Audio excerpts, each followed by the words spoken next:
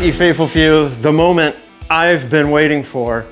It's time to get to the build. So I tried to do as little as possible leading up to this so that I could film as much as possible for you faithful few. One of the things that I did do was get some of the mounting lumber ready to go. Here's what I mean. Here's a little piece that I cut. This will go in the bottom here, painted it black. Had to make a little box here in order to support the battery. And you'll see why here in a minute. It has to do with the axle of the wheel here running through the box. So I built this and made it so that there was a pass-through because I'm gonna need some cables to be running through there. Then on one side of the box, we have just a 1/4 inch piece of plywood here in order to mount some of the items on here to go inside the box. And then another one for this side here. So inside right above here will be yellow, and on the other side we'll have the orange. These are just colors, spray paints that I had handy. So I mean, I've thought through as much as possible at this point. I'm just gonna kind of have to go with it. You know, I don't really know how everything's gonna fit, how all the wires are gonna cross over each other until I get in there and start putting things in. So it's time to start cutting some holes.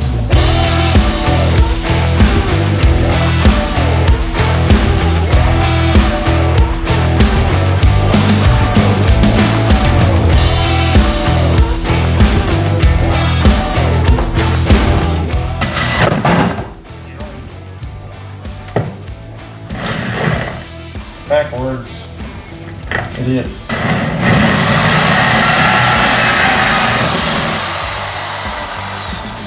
It was still set to backwards.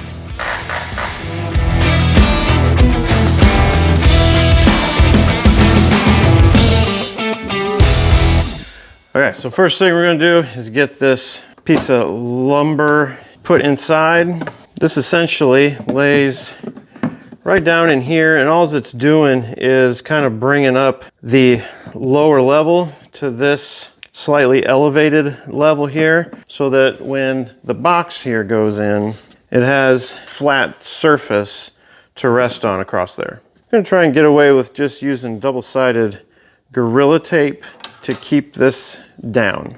I've never worked with Gorilla Tape before. It's always fun getting the backing off.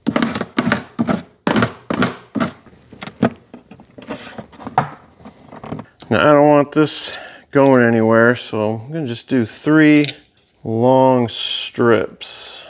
A 1, a 2, a 3. Name that commercial. So the placement of this one is a little bit tricky because the solar charge controller goes on this side and the inverter goes on this side, and it's pretty tight. I'm gonna cheat it a little to the charge controller side. I don't know if it's hard for you to see, faithful few, but it's super hard for me to see. The lighting is not fantastic in my garage. Just gonna make sure the first battery can get in there.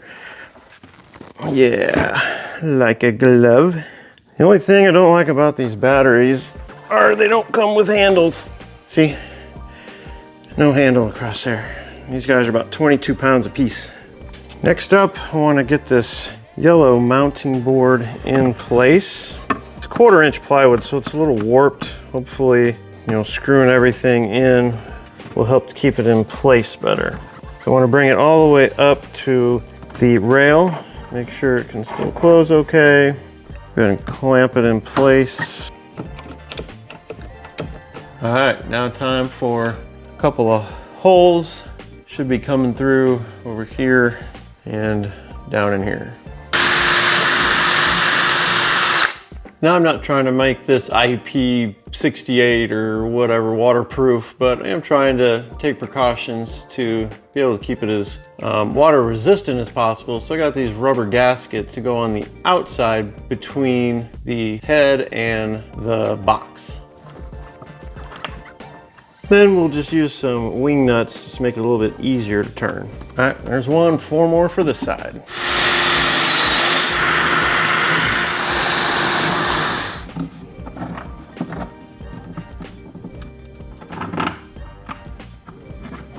Okay, so I checked and triple checked. Now it's time for some bigger holes.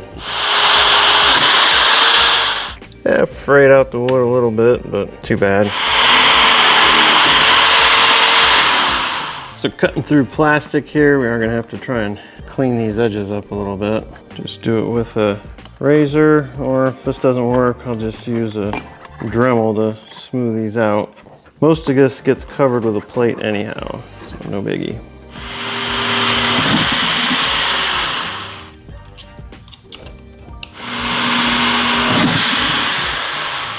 So there are a couple holes I need to do that make me extra nervous, and this is one of them. This is a hole for the fan to vent through.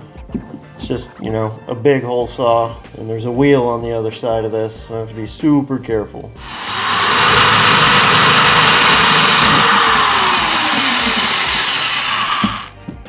One kind of fun thing I wanted to do was to get some puck lights in here in this top compartment here, pointing down, so that when you open this up and slide it out, you'll actually have some light shining down on the ground from here. So just going to need to do 2 holes right here for those. This is a 2 1/4 inch hole saw that actually comes with the puck lights, so it's a pretty great kit.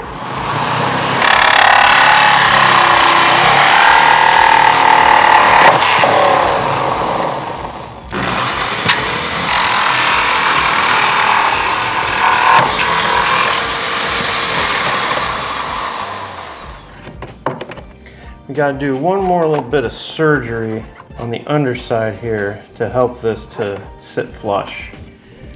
You can kind of see right here, these little ridges here, and here are going to kind of get in the way of the light sitting flush. So we're going to get an oscillating tool and just kind of shave these off right here on that one and on this one here as well.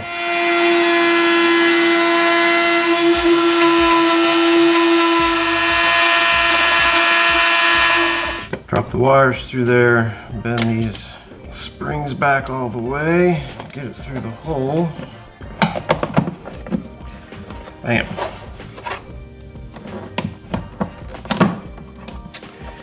I don't know how useful these lights will ultimately be, but they're there. So this is what they look like on the other side. So I'm probably gonna end up drilling a hole right here, send the wires routing down there. And on this side, same thing, drill a hole here, route the wires down there. They'll run, you can actually stick your hand up through here. The wires will run inside here, pop out right here, and then run down this area to the DC fuse block. Well, while we got this puck light hole saw still attached, let's go ahead and do this side. We've got 3 lights we're gonna put in over here, one here, one here, one up here. That's kind of like, so as we're pulling it, if you have those lights on, you'd actually be shining some light on where you're going. Tell you what, this black is hard to see things. You gotta have perfect lighting.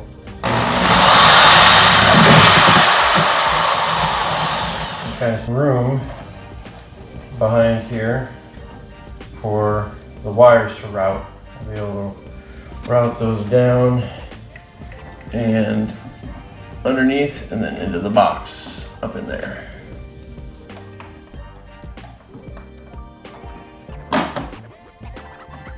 Next up on the hole cutting docket is the hole for the cutoff switch right here.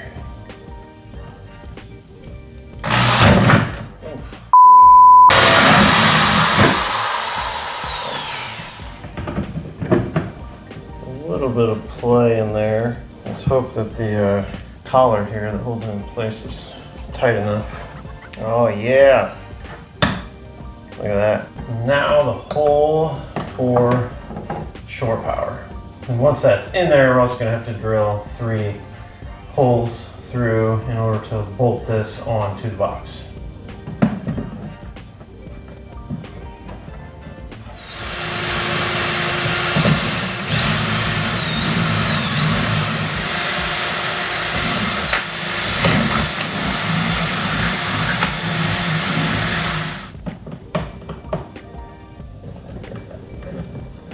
There it is.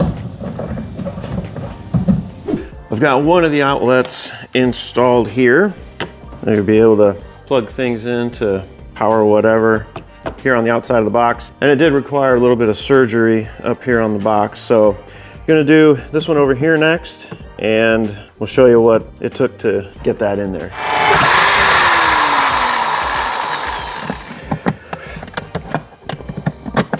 So we feed this through here. You can see that the cutout is for this dimension, not this one. We can go and fit this through here. This little rubber boot, you just kind of have to stuff through the hole. Once you get the rubber boot through the hole, you can see that we're running into this part of the box. So we'll just hold that down, get us a nice pencil line around here. Then we'll use the oscillation tool to cut this out.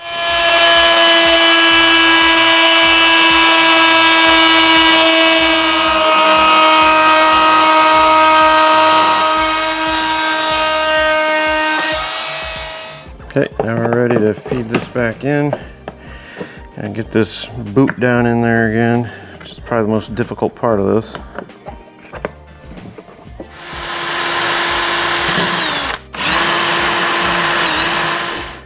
Feed the bolt through.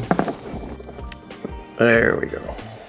So now we got to look at doing the hole for the squirrel cage fan here. Got this little PVC piece cut at an angle in order to fit right here.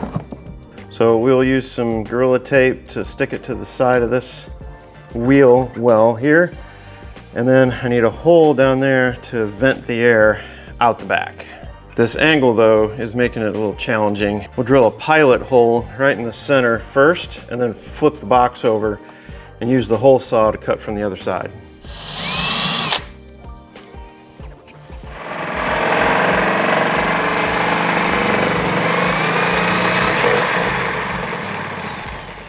This is pretty close, but gonna have to get the Dremel and make this hole just a little bit bigger.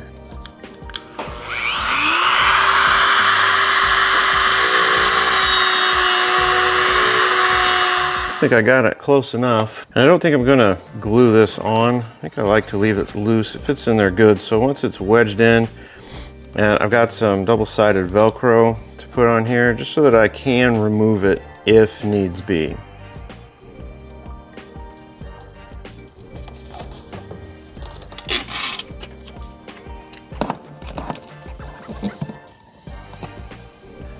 Something I kind of forgot to mention was I did put some 1/4 inch wood on these fans just to give something stable to mount to. So then on the other one here, I got the piece of wood attached here and then cut a hole in that piece of wood and then added a screen repair piece onto this and then just kind of duct tape it around. So this is facing the outside, so it's going to be sucking air in from the outside, so I don't want any bugs or anything to get into the fan. So neither of these fans are quiet. Quiet isn't what I'm going for. I want these to just move a ton of air and cool things down quickly just to shut off again. So these aren't running all the time. So gotta get this one. There's the hole in the sidewell and the screen will go right there. But I also want this to seal all the way around it so we're not drawing any air from inside the box into here. So I'm gonna have to try and get some Velcro cut to fit all the way around here in a pretty tight circle.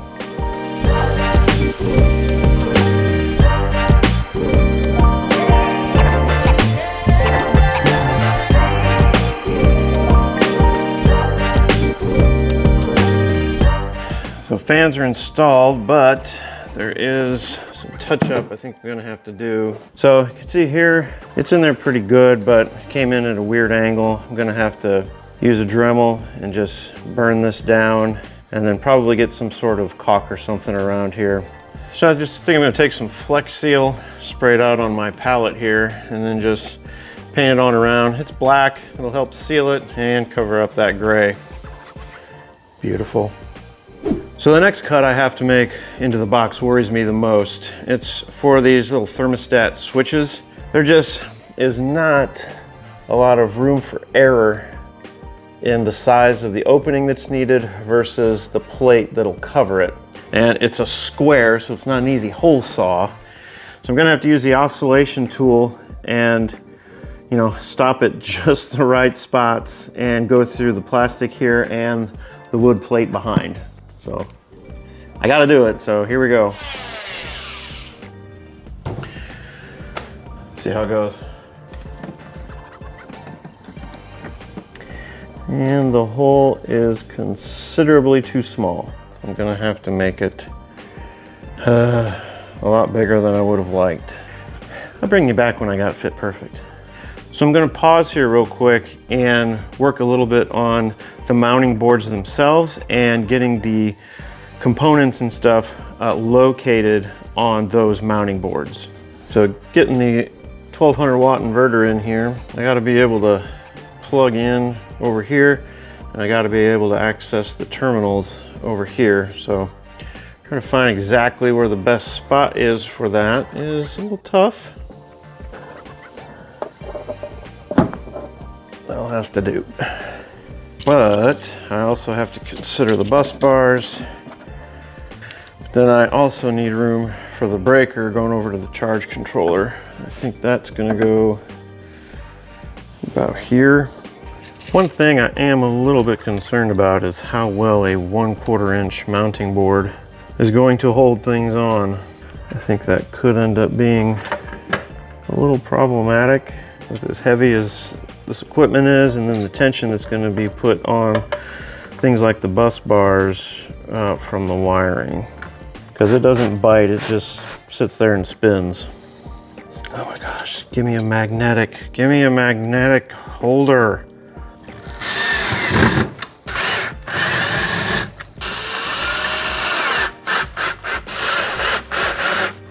Next up is the solar charge controller and the DC fuse block. Now, I'm installing both of these technically upside down, only to have access to the terminals here on the charge controller, and just the way the wiring I think is going to work. It just is better upside down. I think it's okay for the solar charge controller as long as the fins are vertical, so the heat can rise and make its way out. Speaking of heat, having the hot fins here against wood, not a great idea. So got this small piece of steel to help distribute some of the heat.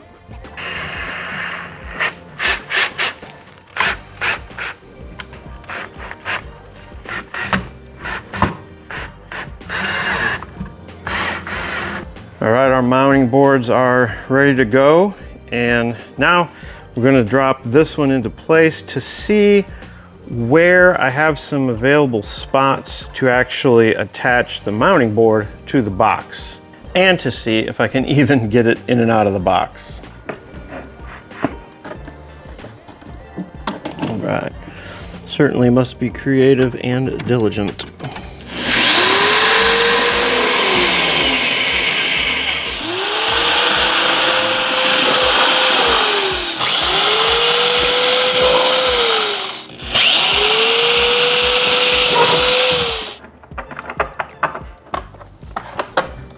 Okay, it's getting tight in here and I have not even begun to wire.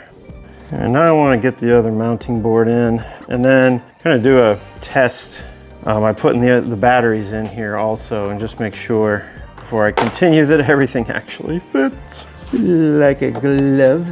Well, like a glove without any wires yet.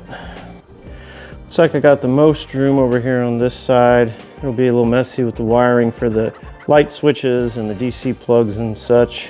So the only thing I don't know where to put just yet is the 12-volt heater. Thinking may need to end up here, but it's supposed to keep the batteries warm, so I kind of wanted it, you know, blowing over both batteries. I'd like to stick it over here, blowing over this battery and then onto this one.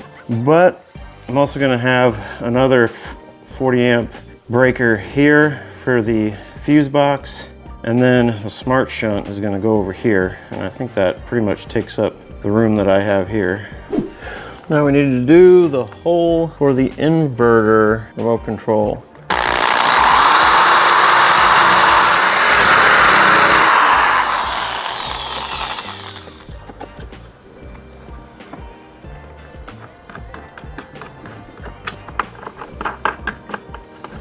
when we got this installed in the shed, we can undo this, connect this to here, and then this will be run all the way over to where we come into the shed, and I can just turn the inverter on and off. Actually gonna do kind of a couple little fun items real quick. Get those installed and the wires run, a couple holes drilled for it. So let's put in the USB-C, USB-A charging blocks.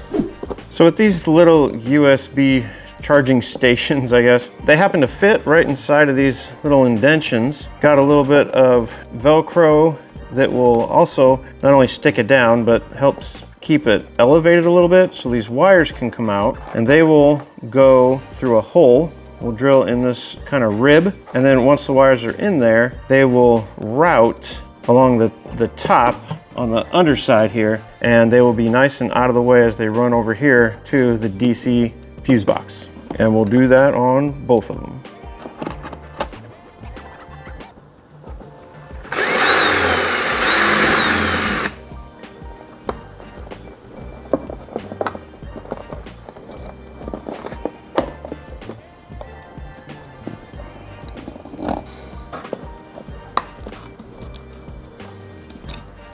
So next little fun thing is we got these little marine lights. They fit perfect right here. Like that, the wires, there's a little indention here where the wires can make it out. And we'll just stick two of these things right there. One right here, and this will just give us a little bit of light inside the box when we open it up. Now, I am just using some Gorilla Tape here, so if something goes wrong, or if one of these goes out, kind of going to be out of luck as far as getting it off. Now this here is the easy side. The other side is a little bit trickier. Gonna have to do some shaving with the oscillation tool again. So we're gonna have to take off these ribs because I kind of want to install them up here.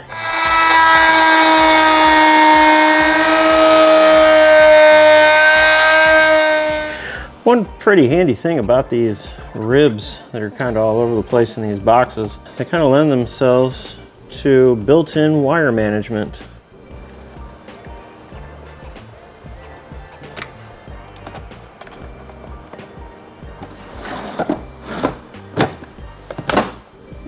Well, I've made some adjustments to the yellow mounting board in here.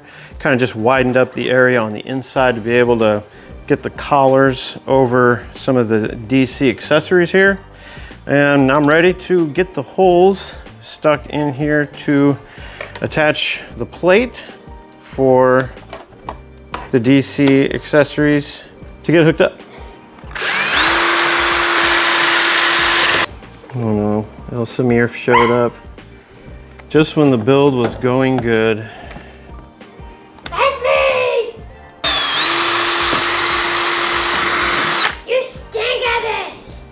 Thanks, Mir.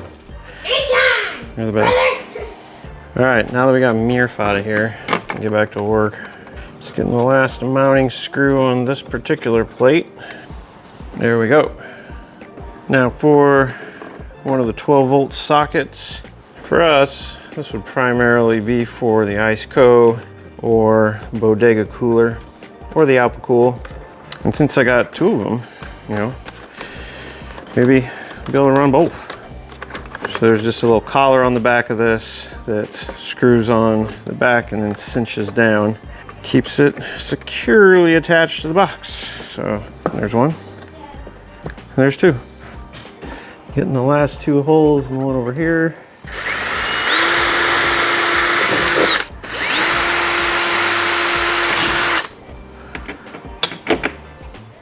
This here is just kind of a stand-in voltage meter. For now, the one that we're gonna put in here permanently should be coming tomorrow, are Anderson plugs. And this is where the solar power, or the solar panel power will be coming in. And then the back side of this will run to the charge controller. This way it's right up in front. We'll be able to plug in our solar panels down at the shed, as well as our Solar Saga 100 watt panels from Jackery. All right. Got the panels in. Last thing here is to get these thermostat switches into place. So I widened out the wood in the back to give some purchase here on the plastic for them to snap into, but I haven't made these plastic holes bigger yet for it. Well, you faithful few, that about does it for the component installation section of the build. The only thing left to do really is to wire it up and to see if it works. We're gonna tackle that in next week's video, so I hope you can come back and join us for that. But I wanna thank you so much for watching so far, and you all have a great day.